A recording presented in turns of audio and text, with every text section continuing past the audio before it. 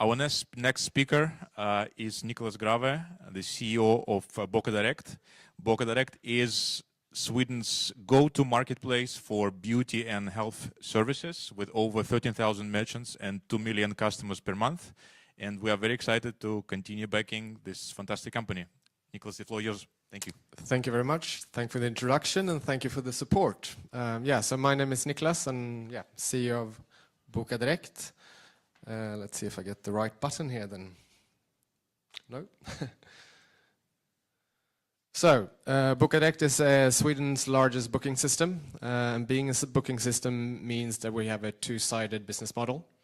On the one hand side, we are the main SaaS ERP provider for over 14,000 merchants in Sweden.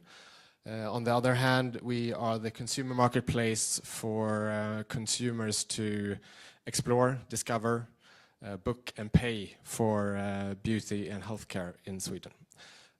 And we every month have 2.5 million active users on our platform, unique active users. Which I like to put in perspective considering that Sweden is a small country with a population of 10 million. So it's actually a quarter of the population. But I think it gets even more exciting if you consider that the majority of our active users are women. And then you divide 10 by 2, you get 5. You take away the non-consuming parts of the women population, we have almost every woman. We have a positive relationship with every Swedish woman. And they love us. We have an NPS of 68 and an unaided brand awareness of 39, meaning that if you ask a Swedish person, what can you use to book or find beauty and healthcare in Sweden, they will answer Bokadirekt. And I think that's a super powerful position to build on going forward. Head office in Stockholm, we also have an office up in the Arctic where we do sales and customer success. And we're backed, as mentioned, by VNV Global and Sprints. Before looking at the present and looking in the future, let's have a look in the rearview mirror. So, as you saw on the previous slide, we were founded in 2009. 2019, we were acquired by Hitta.se, which is a Swedish Yellow Pages platform. And then the Sprints became the majority shareholder. After that, Bokadirekt saw some really good growth, both organic, but also through, I see the headline is a bit shifted, but also through selected M&As, where we focused on buying platforms that were focused, or SaaS platforms that were focused on hair. The reason for hair is it is a relatively high speed and high value booking segment. At the same time, building the app and building the marketplace. After that was done, we took in an additional 30 million euros from VNV and Sprints. And the focus now has been to merge the platforms into one, to find those synergies. Also to ensure that we're getting a closer relationship with both the consumer and the merchant through payments. Making sure that we control that paying relationship. And looking forward now, again, building on the fact that we have almost every Swedish woman on our platform that use us on a daily basis, but use us for beauty and healthcare. That is where we see the value that we want to bring to our merchants and consumers and to ourselves going forward. Yes, so looking at our product then, as I mentioned, we're a two-sided marketplace, where we're on one hand side, we're an integrated part of every merchant. We're the classic one-stop shop. Essentially, all you need is a pair of scissors, an accounting system, and you can start your business. Which means that we support development of local business. We support women businesses throughout the country, which is actually a powerful thing for us. And what do we bring to the table? So we bring a staff and calendar management system. We bring payments. We bring medical journals, if that's required for your type of business. And we do also marketing. So it is truly a one-stop shop. And we now support that customer base with a dedicated customer success team, ensuring that every right customer has the right experience depending on the size and the needs of that customer. On the other hand, we also have the consumer side, again being an integrated part where women use us for all health and beauty. They do their nails, they do their hair, they do their makeup, skincare, and so on. And they use us not only to book, but also to explore and to find, to book, and to pay. And that's a relationship that we want to strengthen even further going forward. So where we are today, we are, well, undisputedly number one. We are much bigger than all our competitors combined, and we have a market share of around 35%. And still room to grow. There's still a offline market where people use pen and paper, and there's still customer segments where we can build in. This is very focused on volume.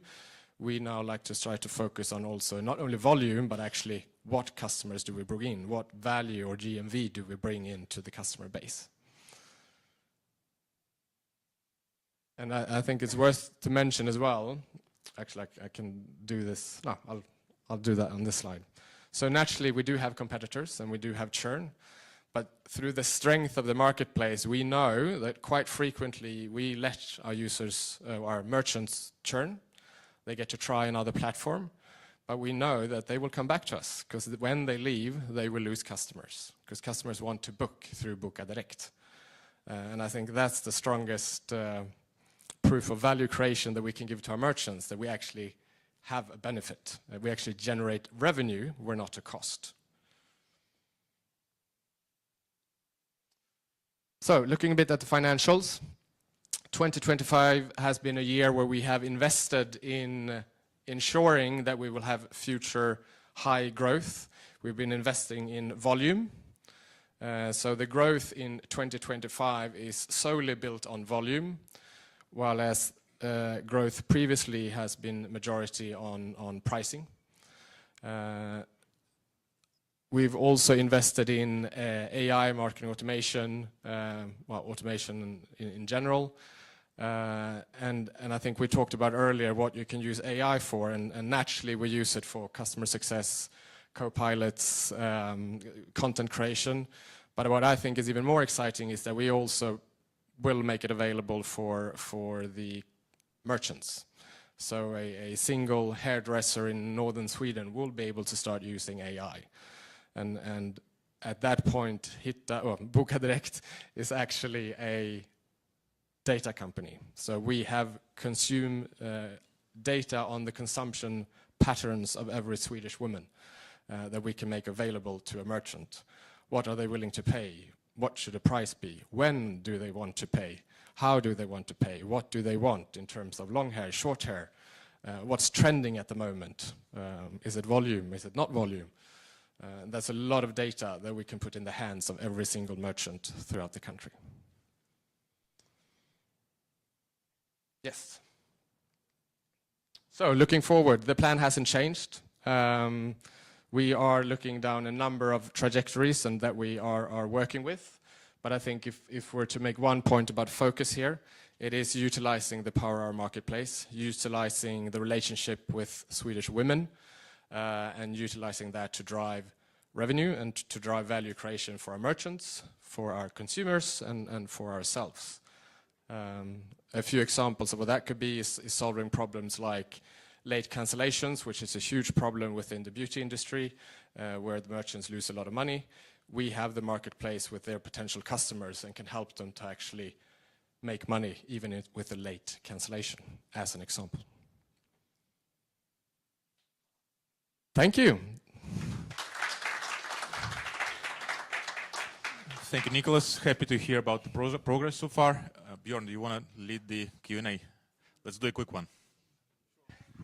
I will. Thank you a lot, Niklas. And we also have Björn, another Björn coming up, who's the CFO of Bokadirekt.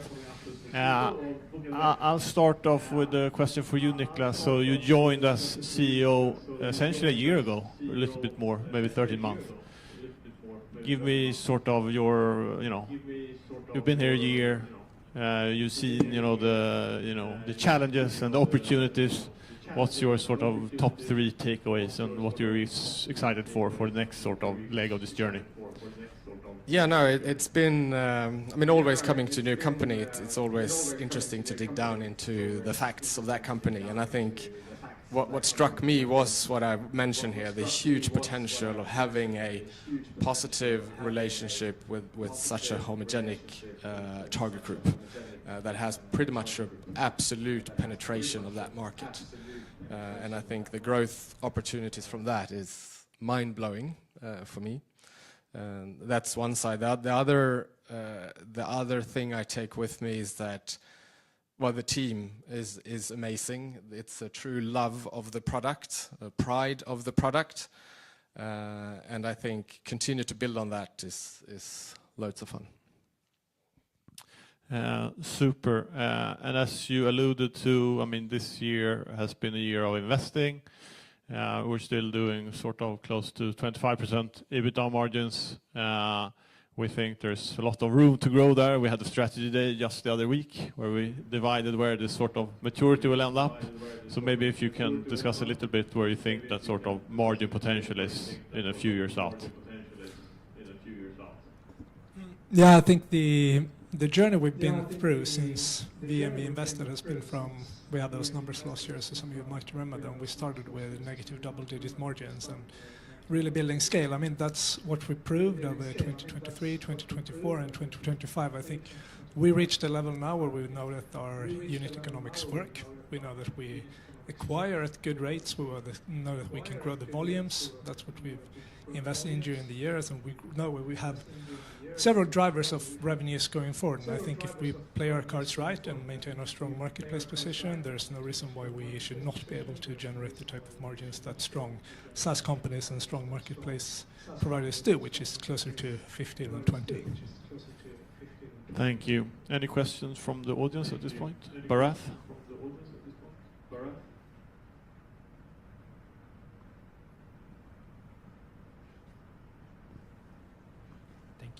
Thank you. Just a couple of questions for me. One is around the current pricing or the commission model. What is that exactly, and how is it trended in the past? Because you said that pricing was one of the main drivers. In the future, what would be the drivers of your growth? Like, is it going to be pricing or acquisitions or anything else? Thanks. Yeah, no, I think focus, I'll start with going forward, and I'll let Björn talk about the price changes historically. So going forward, it will be a combination of pricing and volume. What we've done this year when we're investing in volume is to make sure that we have a very tight funnel for every customer type, making sure that we have a funnel for small businesses, for big businesses. We know exactly what CAC and we can invest for each specific customer, and making sure that runs like a growth monster. And that's what we're doing currently, and that will continue and increase. So that's a clear expectation. In terms of pricing, Bokadirekt hasn't changed pricing for 3 years almost now. So that is something naturally that we're looking at. So that will be a route going forward. But I think the main one is volume and driving growth through customer acquisition. In terms of M&As, I mean, we don't close any doors, but at the moment we see that by investing smart in merchant acquisition, we are slowly crushing competition, and that's cheaper than buying them. And your first question was on the revenue model, where the revenue comes from. So essentially, we're standing on 3 legs. It's our SaaS business, it's our marketplace business, and it's our payment business, and it's all integrated.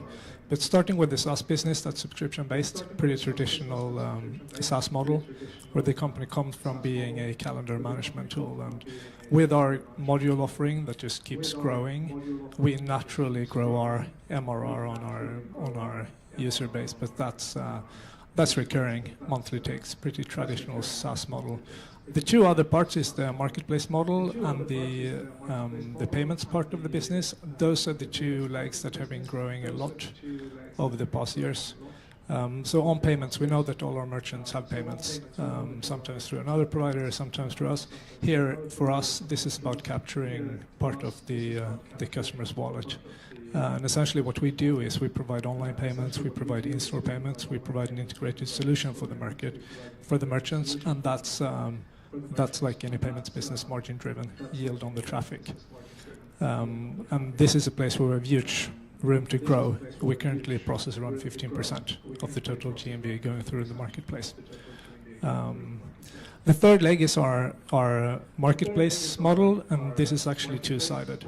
So this is an opportunity for our merchants to advertise themselves on the marketplace. So essentially a classifieds business, if you will. You can buy more exposure, but it's also transaction-based somehow, where you can market services at discount rates, commissions, and this is a part of the business we've grown, or we've actually strengthened the fundamentals of the business a lot over the past year, with higher user retention, more users on the marketplace, and where we see that we have a pretty strong market fit on the marketplace models that we have launched, and this is an area we think we can develop a lot in the future. Thank you, Niklas and Björn. And with that, we're going to a break.